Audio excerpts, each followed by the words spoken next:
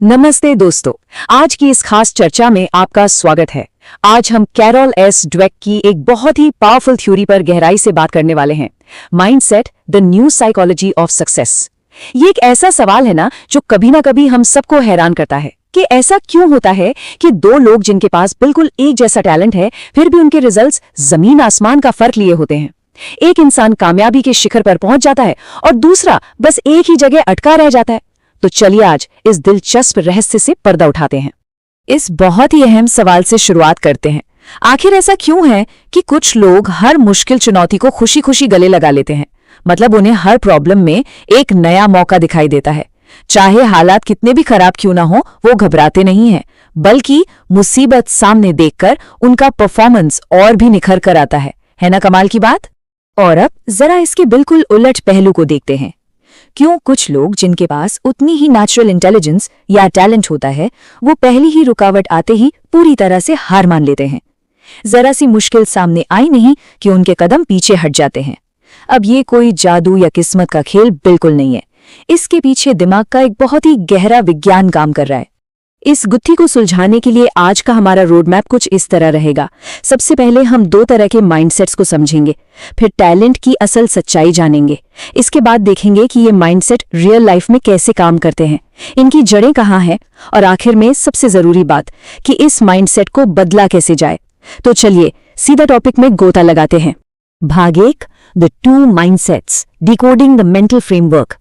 Carol Dweck की research का जो सबसे बेसिक और अहम हिस्सा है वो यही है। उन्होंने अपनी स्टडी में पाया कि इंसानों के सोचने का तरीका, यानी जो हमारा मेंटल स्ट्रक्चर है, वो मुख्य रूप से दो बिल्कुल अलग अलग कैटेगरीज में बटा होता है। पहला है फिक्स्ड माइंडसेट, यानी एक स्थिर सोच। ये वो गहरा विश्वास है कि इंसान की बुद्धिमत्ता, उसकी क्षमताएं और उसका टैलेंट, ये सब पैदाइशी होते हैं। मतलब ये एकदम फिक्स होते हैं और इन्हें कभी बदला या डेवलप नहीं किया जा सकता। इस सोच वाले लोग मानते हैं कि वो जैसे हैं बस वैसे ही रहेंगे, और इसी वजह से वो किसी भी कीमत पर फेल होने से बचना चाहते हैं, क्योंकि उनके लिए फेल होने का सीधा सा मतलब है खुद को नाकाबिल साबित करना। इसके बिल्कुल विपरीत आता है ग्रोथ माइंडसेट, यानी विकसित होने वाली सोच। ये इस बात पर यकीन दिलाता है कि इंसान अपनी क्षमताओं और इंटेलिजेंस को लगातार मेहनत, लगन और सही स्ट्रेटजी से बढ़ा सकता है। यहाँ दिमाग बिल्कुल एक मांसपेशी या मसल की तरह है, जिसे आप जितनी एक्सरसाइज देंगे वो उतना स्ट्रांग होगा। इस फ्रेमवर्क में फेल होना कोई दुनिया का अंत नहीं है, बल्कि कुछ नया सीखने के रास्ते का एक बहुत ही जरूरी कदम है।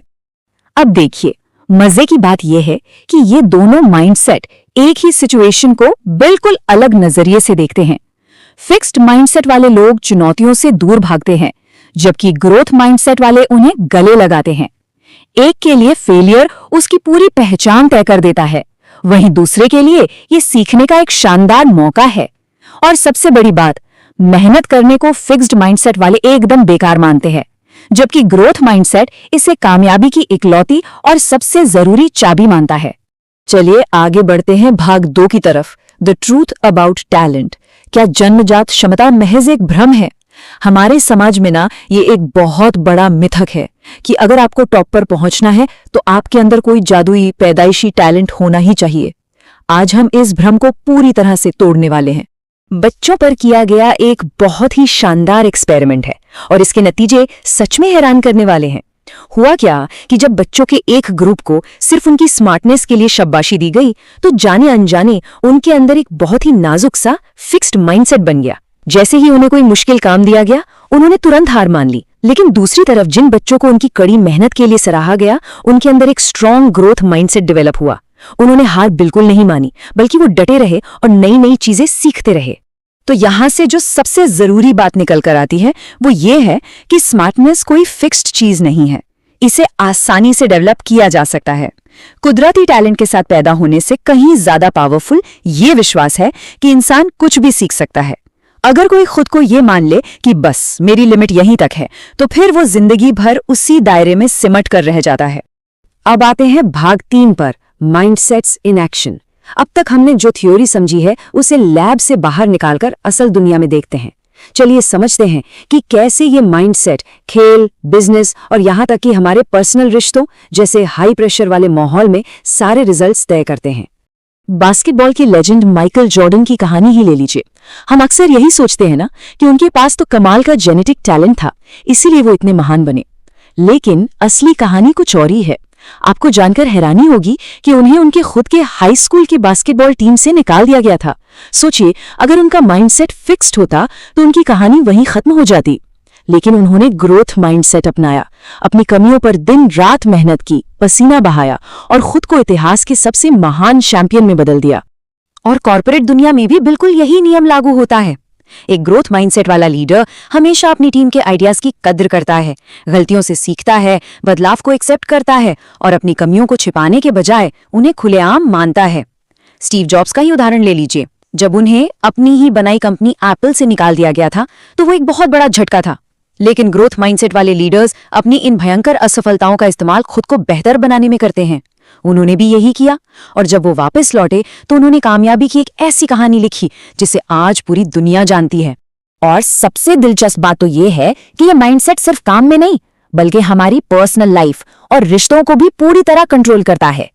फिक्स्ड माइंडसेट वाले अक्सर ये उम्मीद पाल लेते हैं कि सच्चा प्यार एकदम जादुई और बिना किसी एफर्ट का होना चाहिए, मतलब जरा सी बहस हुई नहीं कि सीधा ब्रेकअप की बात आ जाती है।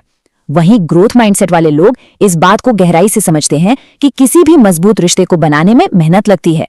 वो आपसी झगड़ों और मनमुटाव को एक दूसरे को बेहतर समझने और बॉन्ड को और मजबूत करने के मौके की तरह देखते हैं। अब चलते हैं भाग 4 की ओर, ओरिजिन्स ऑफ आवर माइंडसेट। अब सवाल ये उठता है कि आखिर हमारी ये सोच, ये मेंटल फ्रेमवर्क आता कहाँ से है? इसकी जड़ें हमारे बचपन और हमारे शुरुआती माहौल में बहुत गहराई तक छिपी होती हैं। चलिए देखते हैं कि कैसे बचपन का माहौल हमारे बड़े होने तक की सोच को आकार दे देता है। हमारे आसपास के लोग, खासकर बड़े, हम पर बहुत गहरा असर डालते हैं। अक्सर बहुत ही अच्छे इरादों वाले पेरेंट्स, टीचर्स या कोच जाने अनजाने में बच्चों के अंदर फिक्स्ड माइंडसेट डाल देते हैं। कैसे? जब पेरेंट्स बच्चे के पैदाइशी टैलेंट की बहुत ज्यादा तारीफ करते हैं तो बच्चे का आगे का विकास वहीं रुक जाता है। जब टीचर्स किसी बच्चे पर एवरेज या डफर का ठप्पा लगा देते हैं तो उसका सारा कॉन्फिडेंस टूटकर बिखर जाता है।